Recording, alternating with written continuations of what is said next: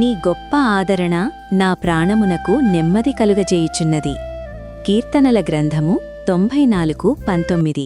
బంధన రుధిరం కార్చి యేసు తండ్రిని మహిమా పరచన్, తన సమాధానం విచ్చి క్రీస్తు సంగైక్యతలో నుంచగా, నెమ్మనముగా వాహాటముగా ఆరాధించి మ్రొక్కేదన్, నెమ్మనముగా వాహాటముగా ఆరాధించి మ్రొక్కేదన్.